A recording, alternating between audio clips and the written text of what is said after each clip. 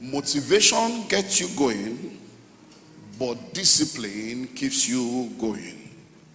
So it's not just to say, I'm being motivated, I'm motivated. You can be motivated. But if you are not consistent to continue to move, you will not be able to arrive at the destination that you need to arrive in. So the hallmark of excellence and the test of greatness is what? Consistency. Consistency is consistency. One of the amazing part of the scriptures is where the Bible in the book of Ezekiel says, if a man all through his life has been doing evil, consistently doing evil, and one day he decides to say, I want to stop evil and do good, and he dies in his good, all the evil he has done is forgotten. But if a man has been consistently doing good, and one day say, I'm tired, this one life is too much, and say, let me just try evil once, and dies in that evil, so all the good he has done will be forgotten. Consistency. It is only those who endure to the end that shall be saved. Consistency. So how do you grow in consistency? Because consistency is very, very important if you are going to be the best version of yourself and maximize your possibility. So if you want to become more disciplined and consistent in your performance, you need to become more disciplined and consistent in your growth. If you want to become more disciplined and consistent in your performance, you need to become more disciplined and consistent in your growth. So as you continue to grow, your performance will grow, your effectiveness will grow, your efficiency will grow. So if you don't grow, things don't grow. So many times you are expecting the things around you to grow, but you are the one that needs to grow so that those things can grow, because you are a major determinant factor of the success equation of your life. So how do you grow in consistency? It is by knowing what to do, how to do it, why you should do it, and when you should do it. So you need to know the what, the how, the why, and the when of personal improvement. And we're going to explore them one by one. So you need to get up every morning with the determination that if you want to go to bed at night with satisfaction. So you need to wake up every morning with determination if you want to go to bed with satisfaction. So when you wake up, you determine, this is a day that the Lord has made. Today is a brighter day. I'll be better today than I was yesterday. And you set the day in order. Command the morning and activate the supernatural to answer. Jesus will wake up a little while before the day and settle the day before he goes into the day. He said, once you have done that, by the time you come back in that, you'll be happy with the day, because you woke up with determination and then you sleep with satisfaction. So let's consider the 4 questions that will help you to grow in consistency. Question 1. Do you know what you need to improve in your life? Do you know what you need to improve? Do you have a document, a folder, a file, a page where there is a list of personal improvement lists to say, this year I need to improve on this, I need to improve on this, I need to improve on this? It can be as simple as your social media habits. It can be as simple as your telephone manner. Because big doors swing on small hinges. Your ability may be great. When your attitude is bad, your ability is buried. Attitude is very powerful, because your attitude will determine your altitude in life. Your attitude will determine your attainment. There are very, very experienced professionals with nasty attitude. So what do you need to improve? And that's why in the marketplace today, people have come into a place where they have realized that beyond your intelligent quotient, your emotional quotient plays a major role. So emotional intelligence has become a major aspect of organizational and leadership development. Very, very important.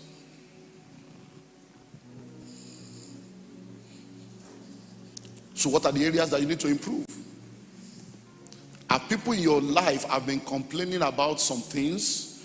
Can you just document them? Has your spouse been complaining about some things? Has your children been complaining about something? Can you just document them and seek grace and knowledge on how to improve in those areas? So that it will be said that, you used to do this in those days, but you have changed now. So that it will be that things have changed. Because listen to me, if you don't change, situation will change. And then things will become bad. Number 2, do you know how you are supposed to improve? So if you have identified the things you need to improve, do you know how to improve in those things? Do you need to seek counsel? Do you need to seek professional help? Do you need to go for a training? Do you need to apply for a certification course to be able to know how to make those changes?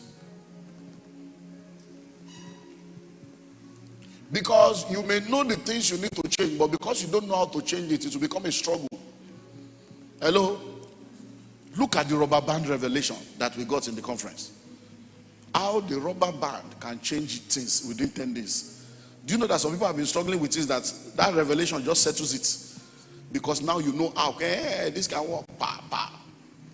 So in our house now, rubber band is a battle between my wife and my son. So I'll just see the boy run. He said, Mommy wants to put rubber in my mouth. He said, stop sucking. Yeah, I'm not sucking. You are sucking. Look at your mouth, you are sucking. Oh yeah, I'll pull it. I say, okay. The thing is working. Hello? See, there is a boy that the woman of God said there is a 6-year-old child that said that I don't, and they say, so you must. So yeah, rubber band. I say, okay, they will be running around the house. I say, okay, that's good. It's working. So, do you know how you are supposed to improve?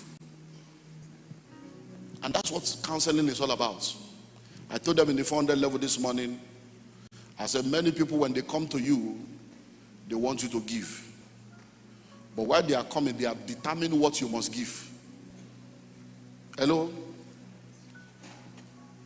And I said, what you need may not be money, it might be advice. So if I give you advice, I have given. But because it's not advice you need, it's money you are looking for. The advice that will give you the money, you will ignore it because you don't just talk English. I say we need help. You are just talking story because you didn't know that I have given. Hello? Do you know how many people are confused that need somebody to just give them guidance and direction? Do you know how many people that all they need is every ingredient they require is on the table? But because they have not been able to understand how to combine them together, they are confused in the midst of solution. Read your Bible now. The woman cried out to Elisha. What did Elisha do? Did Elisha pray for her? Did Elisha lay hands? Did they conduct deliverance? He said, come, what do you get for us? I don't have anything. One small for this. He said, the oil is enough. Just look for empty vessel, pour the oil inside, create something, sell. He said, and the solution was, the oil was there before they went into debt. But the information was not available. So that's to grow. You might need to go and seek counsel. Some of the things that you are going through is not deliverance. It's professional help you need. It's mental health issue. Hello? It's not a matter of deliverance. You need to go and seek a professional to help you decipher the issues of your life. Number 3. Do you know why you want to keep improving? Because why is very powerful. It becomes the motivation for continuation. If you don't have a strong enough why, you can give up on many things. If you don't have a strong enough why, you can be easily discouraged. But when your why is very strong, it becomes difficult for you to derail from the path.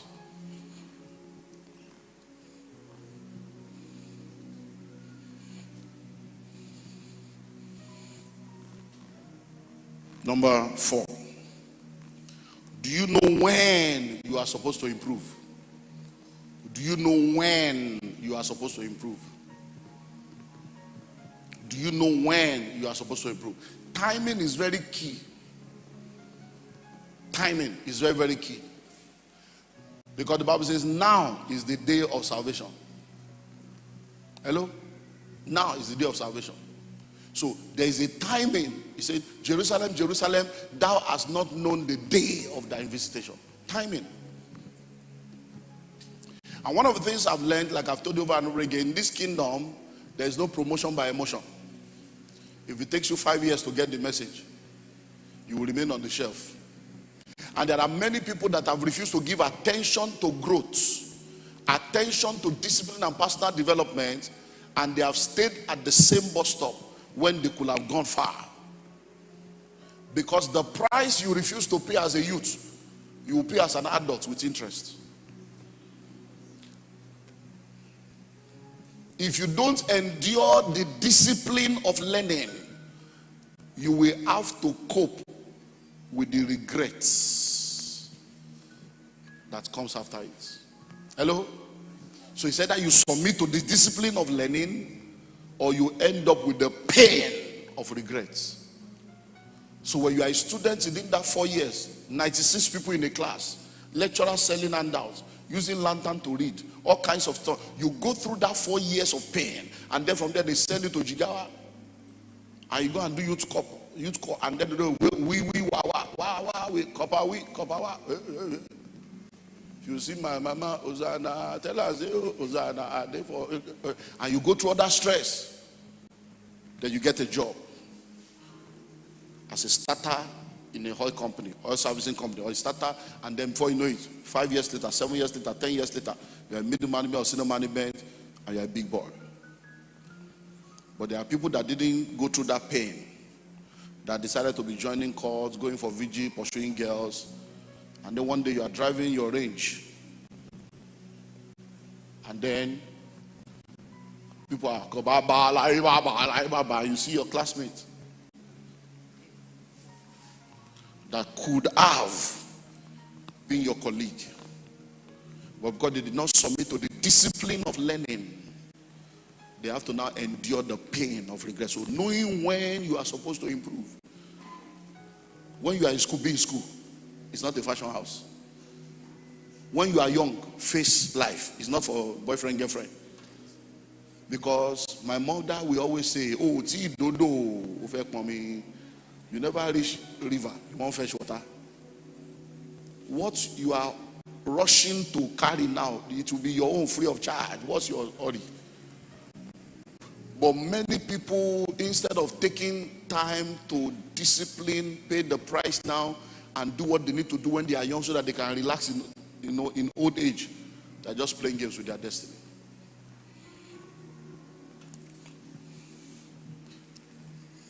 Once you learn to quit, it becomes an habit. Because you have quitted once. Before you know it, quitting becomes a part of your life. Hello? Quitting becomes what? A part of life. And then you begin to look for theories to validate your quitting, and theories to support your inconsistency. So people of God, you will never change your life until you change something you do daily. You will never change your life until you change something that you do daily. So every day, you have to be conscious about some specific areas of your life. Every day. It's discipline. It takes discipline, especially when there is no monitor. You have to monitor yourself. Self-discipline. We've spoken about the power of personal leadership, and that's one of the most powerful series, power of personal leadership, because you need to take responsibility for your life and lead yourself. Stop waiting for somebody to lead you, somebody to inspire, somebody to motivate you. So a lot of people go through life like a joke, because they don't have a strong enough why. You just go through life, whatever will be, will be. What's gonna be is gonna be. Is the lyrics of a song by Bongozikwe. It's not a biblical scripture. So you can go, what's gonna be is gonna be.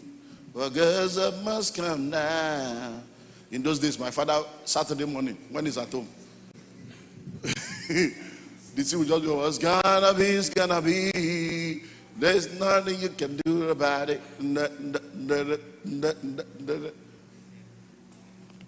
Hello? Those were my father's songs in those days. What's gonna be is gonna be. Listen to me. What's gonna be is not gonna be. Even stagnancy is retrogression, because the earth itself is moving. So even if you are on one spot, you are not on one spot. The earth has moved. As we are here now, the earth is moving.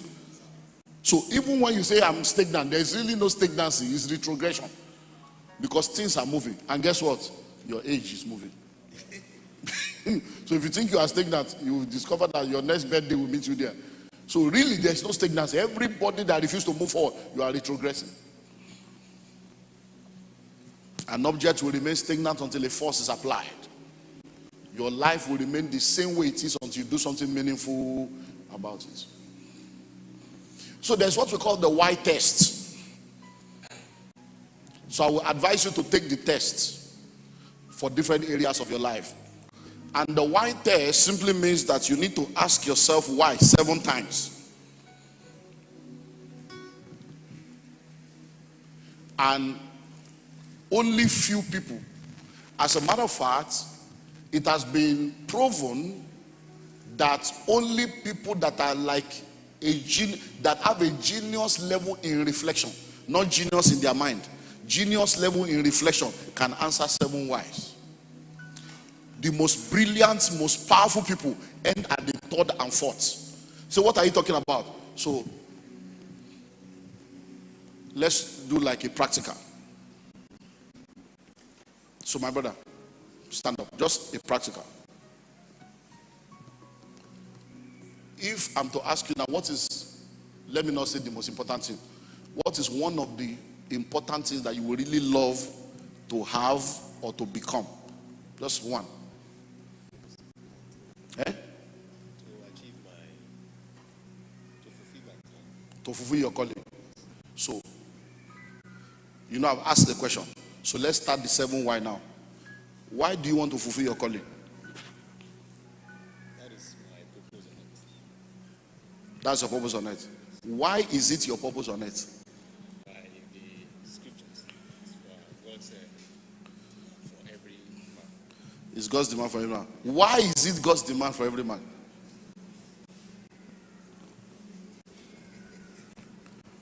Are you getting that? So we're on the 3rd why now. Yes, he can't answer.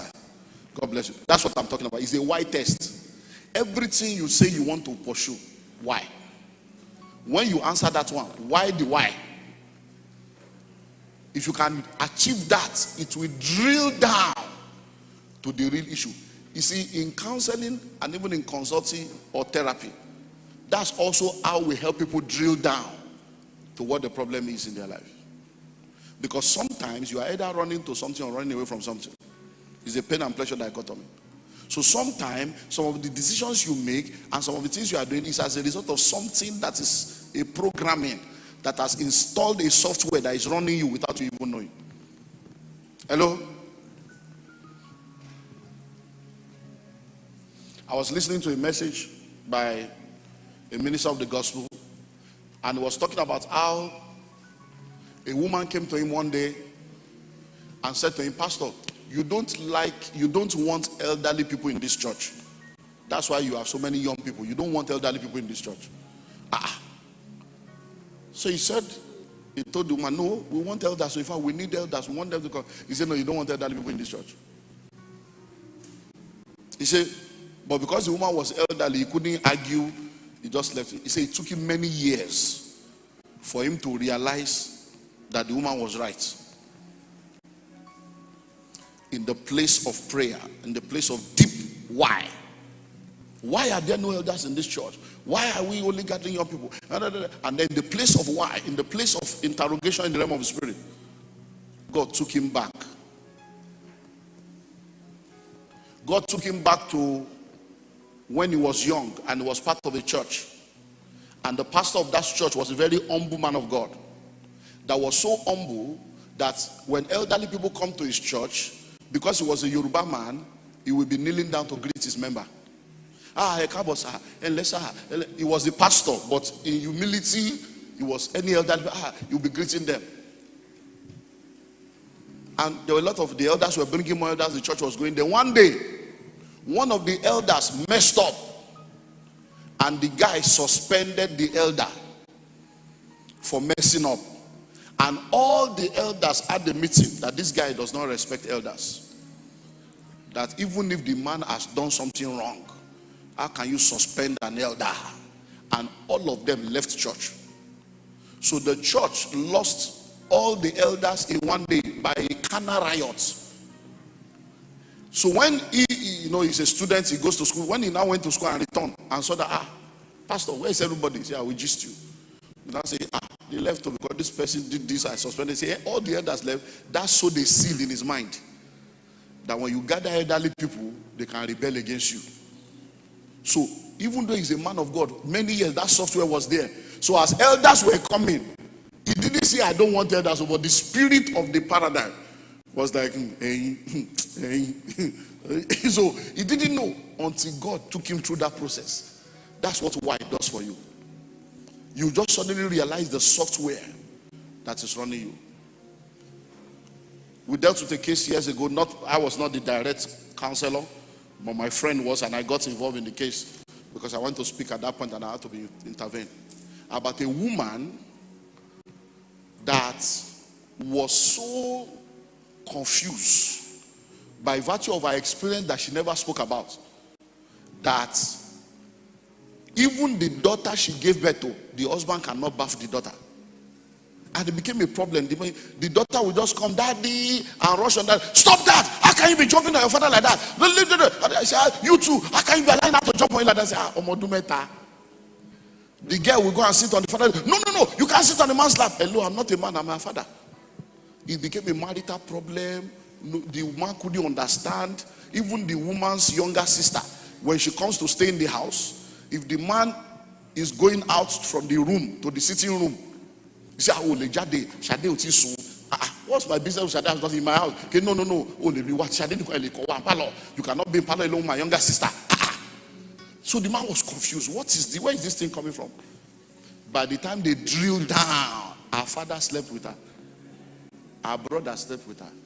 Our uncle slept with her. But the husband was not aware. And that happened when she was young. And she left, went to school, got born again, and came to church. And 27 years later, as a married woman with her own children, the software was running her marriage and about to ruin our own marriage. So listen and listen well. Why is a big question.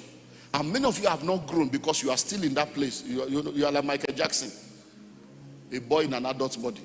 Because something happened that stagnated you at a point. And you have refused to grow beyond that point because you have not gone back to deal with it. Like I was saying last week Sunday, to be able to settle the issue of what lessons did I learn, what mistakes did I make. You remember last week? So you need to do that assignment. So let's close with some questions.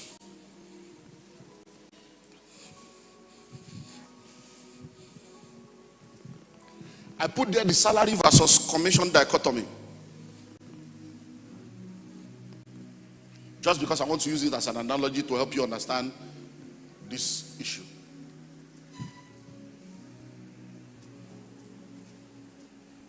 Why do you find it difficult to let go of salary and pursue income? Have you ever sat down to investigate the paradigm you have about money? Think about it.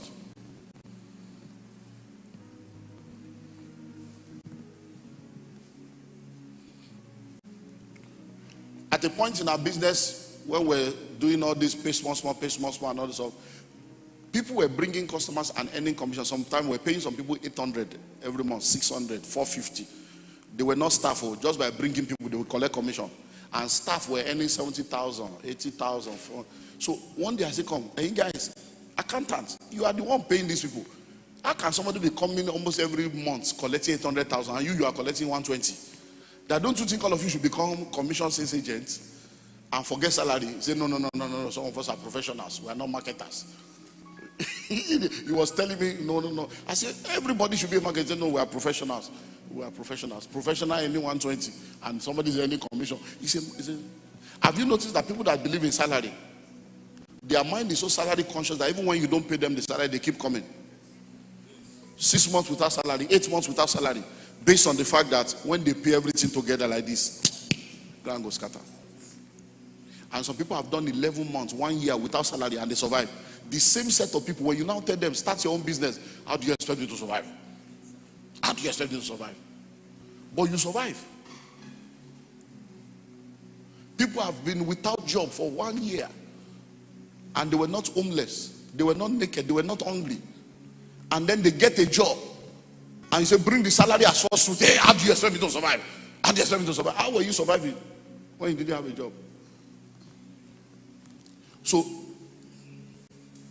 mindset. So do you want 50,000 a month, or you want 5% commission of anything you produce? Hello? People will settle for 50,000. The one that we are sure. Half bread is better than none. 50 that is sure. And that's why many people are poor. It's a dichotomy that you need to settle. But do you know that 5% of 10 million is how much? Hello? 500,000. So that's 10 months in 1 day. 10 months in what? In 1 day.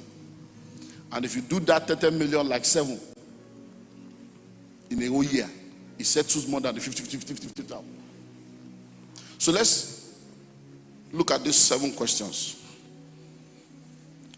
Do you constantly procrastinate on important tasks?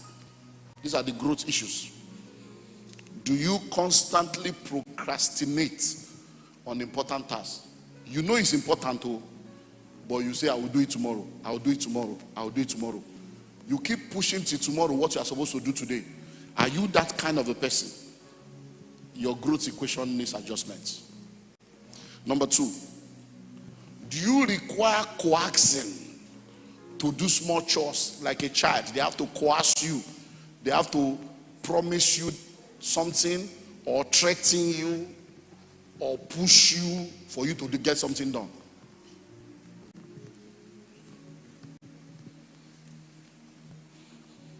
Three, do you perform duties just to get by?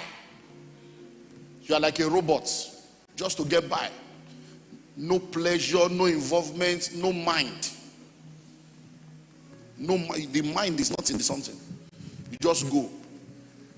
A friend of mine came from the UK to the office years ago, and I wanted to send one of my staff, because the guy said, hey, I'm lying, I told Goofy. So I said, no problem. So I told my staff, come and go and buy amala. We say, sir, that there's no, they have not started. That they can't have it now. I said, okay, what would they have? So he said, it's only the normal rice, beans, plantain, all that that we have. So I say, amala starts later. I said, okay.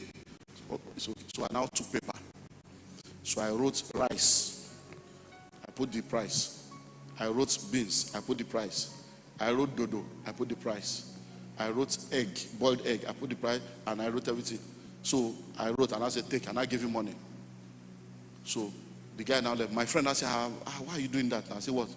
He said, how can you be writing? Is he a small boy? How can you be writing something for someone as if it's I say, oh, my guy is what?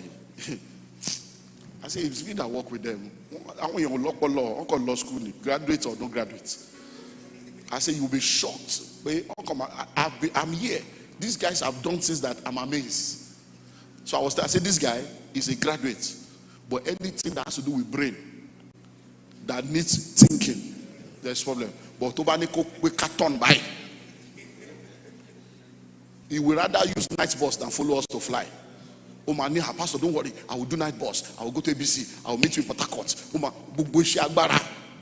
But when it's time to take inventory of the book, he will not be able to say, hey, I think I counted 17. I'll be 17 now. Graduate then. Guess what? The guy returned without buying anything. My friend was still there. I said, what happened? He said, there's no plantain. I said, there is rice, yes. There's beans, yes. There's boiled egg, yes. But there's no plantain. He said, so I came to tell you that should I still buy? There's no plantain. Graduate, oh. If you are a businessman or an entrepreneur in Nigeria and you have employed staff, you know what I'm talking about. Sometimes you are asking yourself, what are these people doing here? This is a waste of money. Even you are not paying yourself, but you have to look for money anyhow to pay them. And you are asking yourself. Some of them are just there, come out to like office, so that at least somebody will be there to answer people. I'm telling you.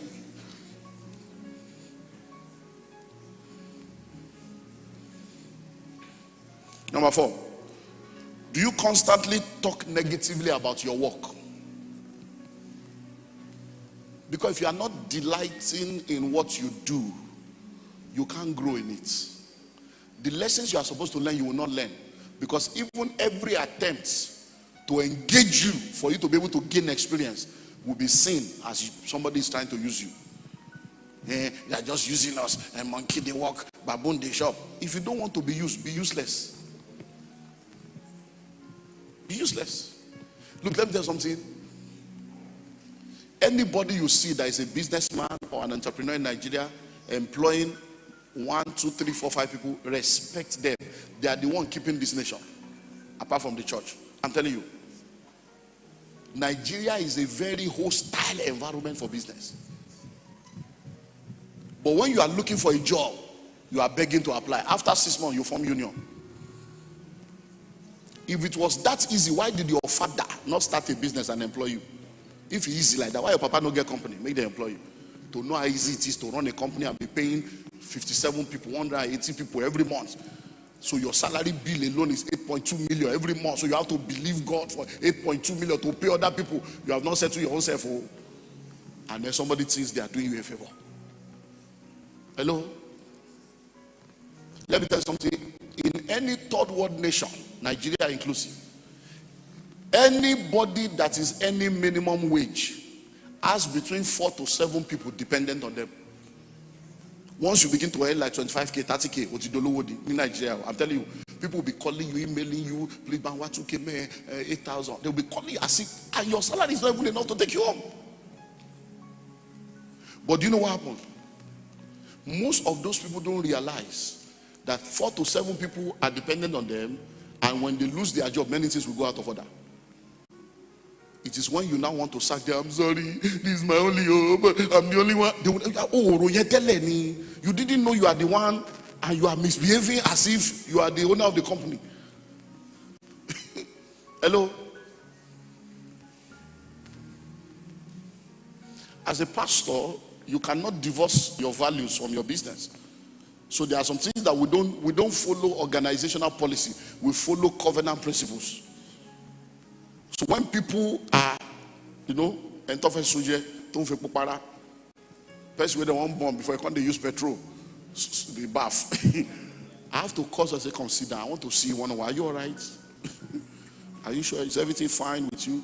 So because something seems to be wrong, that I have sacked you since you're only here because I'm a pastor. I've sacked you. You are no more. Hello?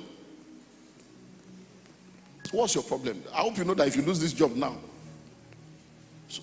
speak to yourself, correct yourself. Hello? Number 5. Do efforts of friends to encourage you irritate you instead? People are trying to encourage you, you are getting angry. You don't ever want to know what it means to be in a position where nobody cares about you enough to talk to you. The funniest one is when people dress useless. And people are hailing them, babe, fine girl, babe, you're looking, baby, you're looking good. And they are looking like a disaster. Because they know if they told you are not looking good, so who are you to tell me that? You will not hear. So I feel like, go and shame yourself outside. Do you know how many husbands will not listen to their wife until shame will come from outside? When the wife talks, keep quiet, woman, keep quiet. I'm the head of this house. If you have to say you are the head, you have lost your headship. I'm the head. No, headship is responsibility. You don't need to say it. Pregnant women don't say I'm pregnant. You will see it. Hello? And then when you talk, you know, you talk, you know, you talk, you know, so you keep quiet. You go to prayer room. But you will face it, but you will still suffer part of it. That's the problem. It's like a pastoring job. If you don't listen and you get into trouble, it will still affect us. Yeah. Number 6. Do you start small projects and abandon them? Do you know how many things you have started that you didn't finish? You bought the form for masters. You have not even submitted. You have filled the form, but to submit something just hook. Hello? wanted to write the book. In fact, you started. You are still in chapter 2 7 years later.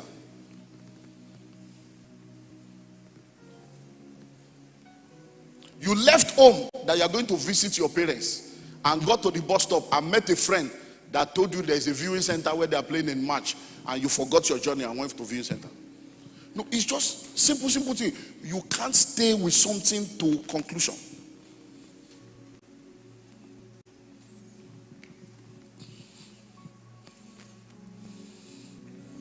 And finally, do you avoid self-improvement opportunities? Do you avoid self-improvement opportunities? If you have a copy of the book, 15 Invaluable Laws of Growth, rise up on your feet.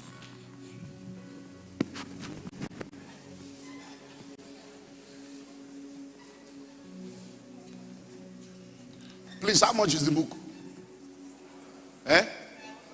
1,015. Now, everybody sitting down now, is there any one of you sitting down that can convince me that you don't have 1.5 to buy that book? But why have you not bought it? I'm coming to those of you that are standing, or you are not free yet. But see, your pastor, your father, comes into a new year, tells you he's going to spend 20 weeks sharing something. He advises you, he motivates you. Get the book, read it. You have sat down, you have seen things coming out, and you are like, is it the same book? And you are still not moved to go and buy. It's not the devil that is your problem. Oh, you are your problem. Because you are not committed to your growth. You can't, whatever you don't practice, you don't believe. It's not, I believe God knows my heart, so you know my heart, you know my heart. No. How much is 1.5 to go and buy the book? Hello? So, before the end of this month, run to the bookshop. Get a copy of that book. 15 invaluable. You know, I'm not the author. I'm not making commission, so it's about your destiny. That book is good. Hello? In 2013, I told you I was in South Africa. I was Pastor. I was there. And I preached along with John Maxwell. Went around different countries when that book was launched. I was there. I preached. School of Money was launched the same day with that book in South Africa, 2013. And this 2022. So it's not. I've read it over and over again. But I know that the growth that God wants for us this year in every area, there are some things that needs to come. And that's why do you know what it means to prepare 20 weeks? If you know, you see what if you read, it's not inside the book. Oh, there are many things that you'll be looking for in the book. It's not there. It took me a lot to get this ready. Buy book you can't buy. I don't understand what else to do to help you. Then those of you that are standing, if you have started reading the book, I didn't say you have finished. Maybe you have started, you are like 50% gone, 30% gone, you have started. Sit down. If you have not started at all, remain standing. You know you can't lie in God's house. So now, so you see now, we have people that are bots. You see, this is another group, oh, they have the book, but they have not even started. Those of you standing now, you are not different from the people that don't have the book, oh. You have it, but it's on the shelf. And sometimes the miracle you are looking for is on the shelf. Hello. So sit down. Everybody now bow down your heads. Lord, help me to do what I need to do when I need to do it. Pray in Jesus' name.